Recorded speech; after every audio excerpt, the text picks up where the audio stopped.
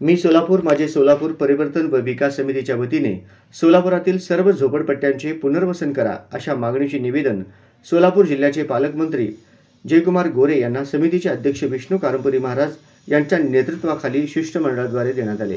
मी सोलापूर माझे सोलापूर परिवर्तन व विकास समितीच्या वतीने गेल्या 2 महिन्यापासून सोलापूर शहरातील दूषित पाणी पुरवठा, ड्रेनेज, स्वच्छता अभियान या संदर्भात झोपडपट्टी जनसंपर्क अभियान राबविण्यात आले।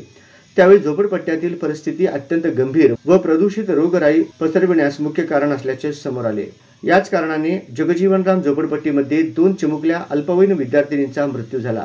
याचे मुख्य कारण म्हणजे झोपडपट्टीतील प्रदूषित वातावरण हे होते, यात शंका नाही। म्हणून सोलापुरातील जनजीवन निरोगी सदृढ राहण्यासाठी सोलापुरातील सर्व झोपडपट्ट्यांचे पुनर्वसन करण्याची अत्यंत गरज आहे।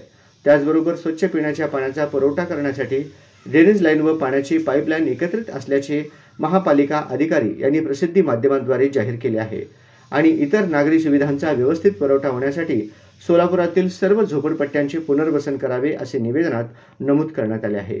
पालकमंत्री यांनी सोलापूर दौऱ्यावर आले असता शासकीय विश्रामगृह येथे विष्णू कारंपुरी महाराज यांच्या नेतृत्वाखाली निवेदन देणाऱ्या शिष्टमंडळात रेखा अडकी, विठ्ठल कोराटकर, विश्वनाथ राठोड, प्रसाद जगताप, पप्पू शेख, रमेश चिलवेरी, श्रीनिवास बोगा, गुरुनाथ कोळी, राधिका मिठ्ठा, सविता दासरी, पद्मा मॅकल, राणी दासरी यांचा समावेश होता।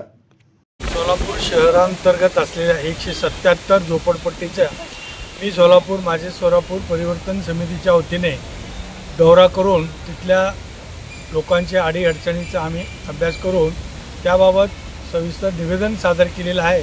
त्या झोपडपट्टीमध्ये पाणी, ड्रेनेज, संडास याचे मोठ्या प्रमाणात गैरसोय आहे।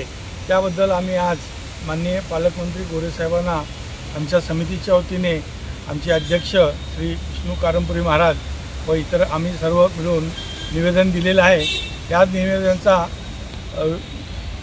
व्यवस्थित विचार करून त्याच्यावर तोडगा काढण्यात येईल असं आश्वासन दिलेलं आहे। त्याबद्दल मी त्यांचा आभारी आहे। नमस्कार, जय महाराष्ट्र।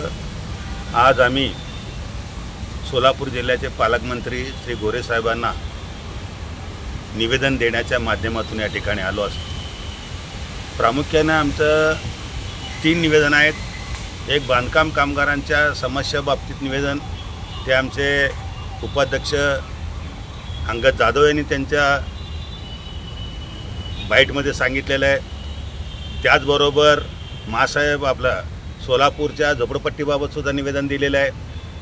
ज्या बांधकाम कामगारांना खऱ्या बांधकाम कामगारांना न्याय द्या आणि खोटे कामगारांची नोंदणी त्वरित बंद करा अशी आमची मागणी आहे।